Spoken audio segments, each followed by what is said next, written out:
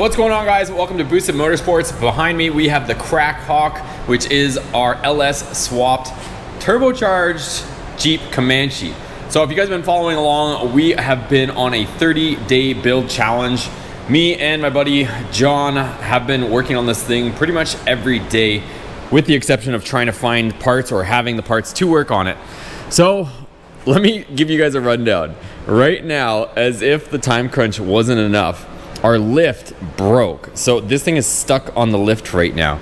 So the other day, Jonathan was putting this thing up and the capacitor exploded. So right there, you can see there, so smoke came out of this thing. So sent out a new capacitor, but right now this thing is literally stuck on here. So kind of unfortunate that we can't work on it right now, but I ended up ordering a capacitor from Amazon with the same specs, at least until the official one shows up, because we can't be delayed, boys. So anyways, that is literally stuck on there right now.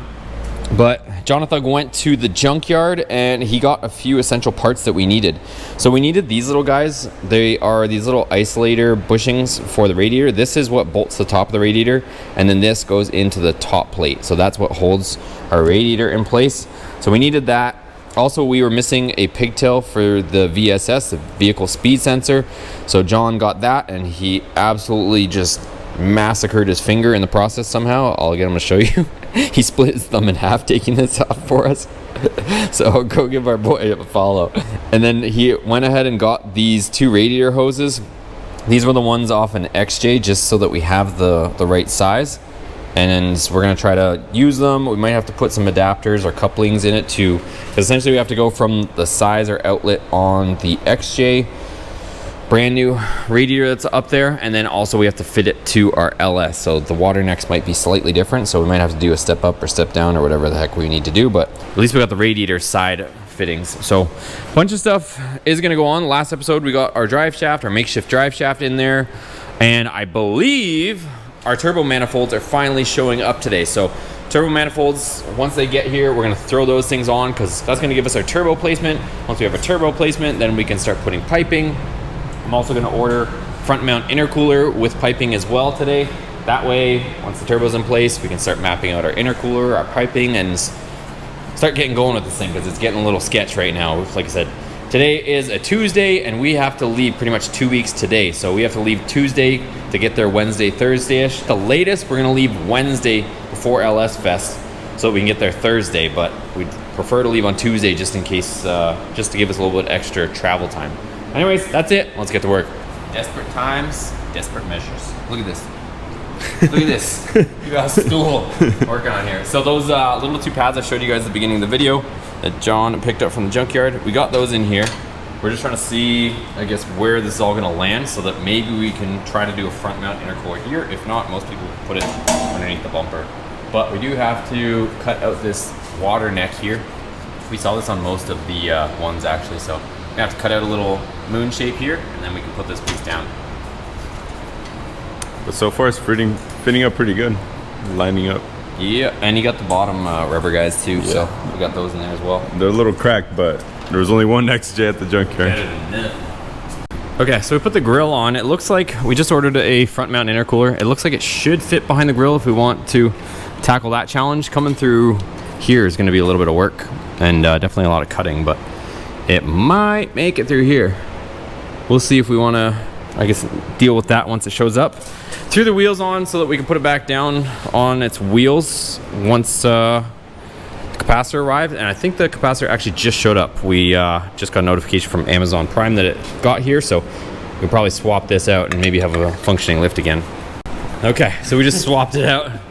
So new capacitor, we might try throwing it in this little box. I think it, oh, it does, it will fit, so let's go. Let's throw that in and we'll test our lift. We might have lift again.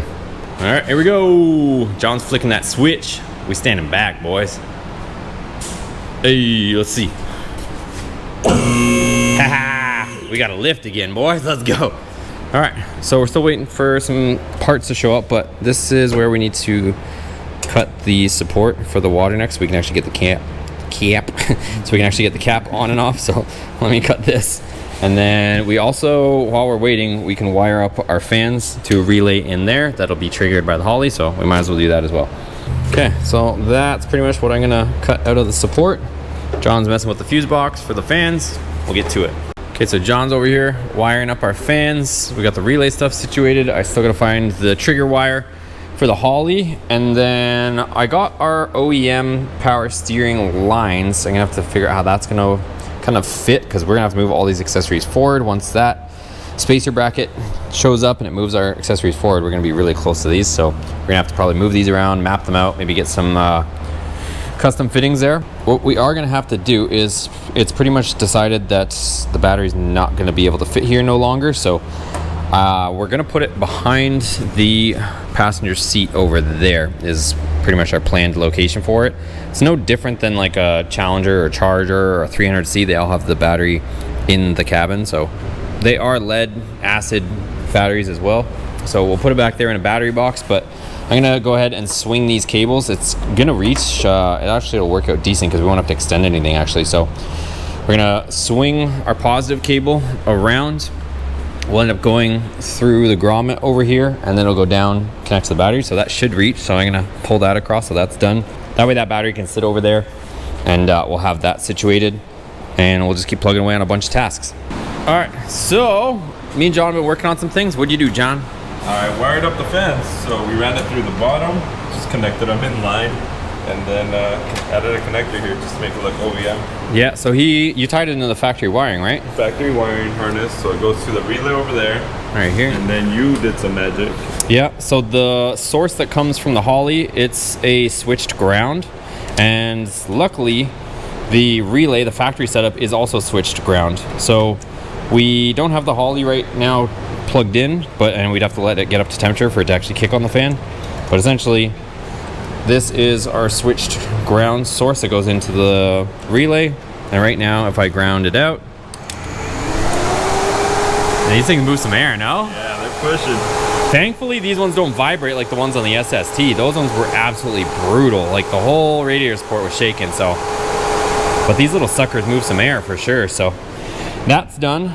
So that's that one. And then this yellow one runs over to our alternator. I'm gonna wire it into a switched power source, or switch 12 volts, and then that way it'll activate our alternator as well. So just getting a bunch of wiring done, boys. And then also you'll notice that our battery's over there. I still got to build a little tray and a battery box for it over there, but at least it's connected.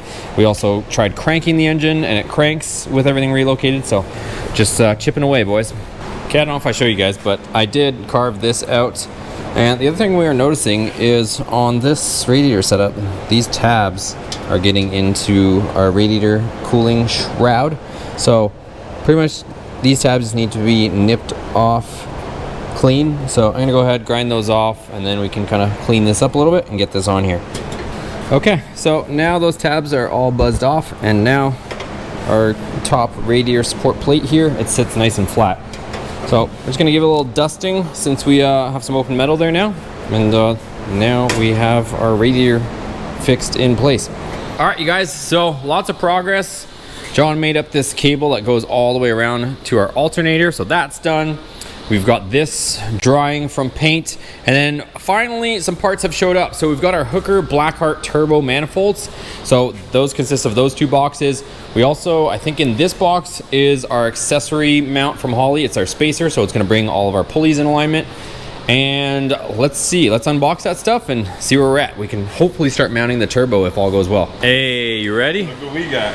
We got turbo manifolds. So check these out, you guys. They're cast pieces from Hooker. It's got the crossover, and then our turbo is gonna hopefully end up somewhere around here. This thing is not very big, is it? No. There really isn't that much room in this thing. No. So hopefully, cross your fingers, boys, that we got enough room. So we're gonna bolt on, we don't have to do the crossover, but we can at least bolt on the headers, or at least this side primarily, and see where the hell that thing's gonna end up. So let's get to it. Let's go. Moment of truth in this little tiny Jeep. Ooh. What are you doing? We're making room. Oh, no way. It's a little close in the back screen. Let me see.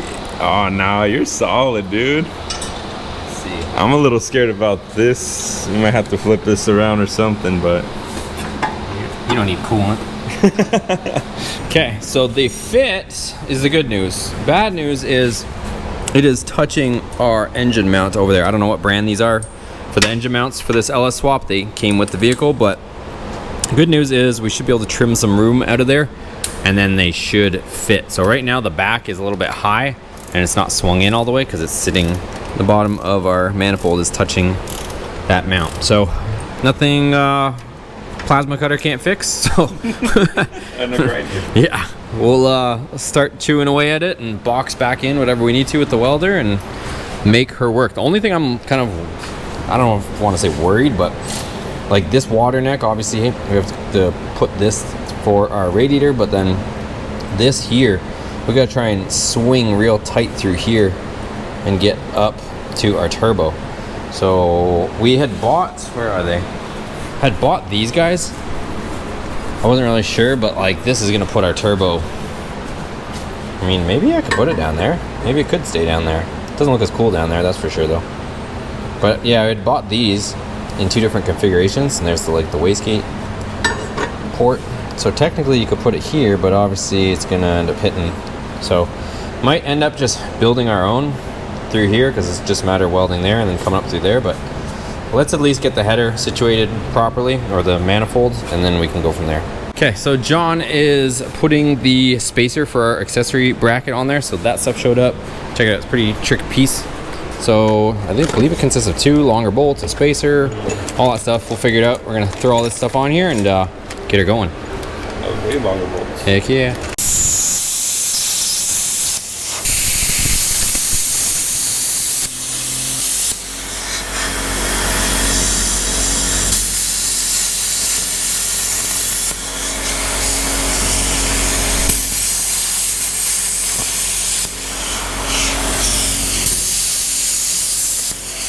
Okay, check it out, you guys. So it is on here. So it was a one and done situation, so we ended up clearancing it. I gotta clean it up, but now after plasma cutting that, it clears. So didn't take a whole lot, but it's still structurally strong. We're gonna go ahead, take it off, clean it up, and then it's gonna be tight back here, but these headers do clear the frame rail. So our upper control arm, John was pointing out, gets real close, but not sure what path the crossover tube takes. So anyways, let's take this back off. We're gonna take our mount off, clean it up, blast it with a bit of paint so we don't have a rusty mount, and then we can move on. All right, so the mount is outside drying. We just painted it. Managed to put in our driver's side hooker header, and it fits beautifully, clears everything beautifully. So this side definitely don't have to do anything. And then once we get our mount back in here, and we can put this thing up and see what's gonna go on the V-band. It seems like everything's a lot tighter and closer on this side. So we'll see how that works out as far as our Y-pipe and our crossover. And then we can get this finalized, and pretty much gonna be getting close to the end of this video, but we'll be able to start fitting our turbo. It looks like I'm gonna have to do a custom kind of bend through here into our T3, T4 flange over in this area.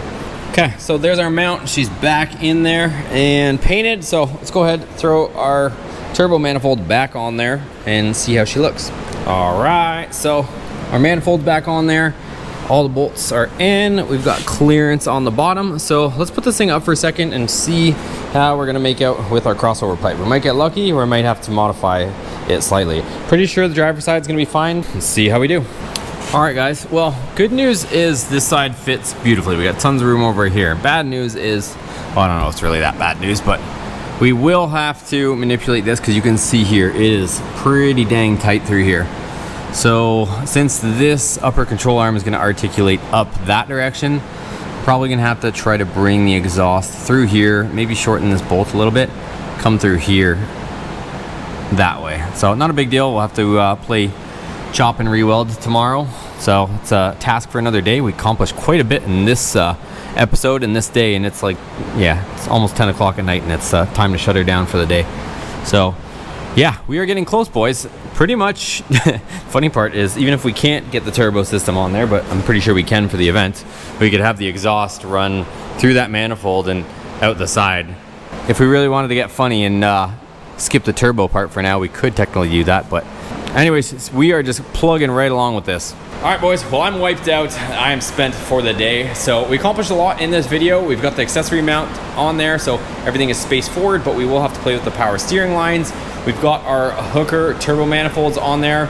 We got to play with the crossover pipe a little bit. We've got clearance on our engine mount now, so we're plugging away, chipping away at this. We also ordered an intercooler. I had to order a T4 flange. I'm gonna have to make my own little pipe that goes from the manifold, from the V-bend, it's a 3-inch V-bend, and then to the T4 flange for the turbo. I'll have to make my own because we're gonna have to do a really tight turn through there, and then we'll mount it up where the original battery used to be on the passenger side. So we're trying our best, boys. We are trying to get this done for LS Fest. We have about a week and a half at this point to have the truck ready before we have to leave. So it's getting down to it. I'm gonna keep telling you guys, we are gonna be at LS Fest with a complete booth with merch. We will also be there the following weekend at Mo Party with a complete booth in Vendors Row with full merch. We're gonna have shirts, hats, stickers, key tags, be selling a little bit of parts as well.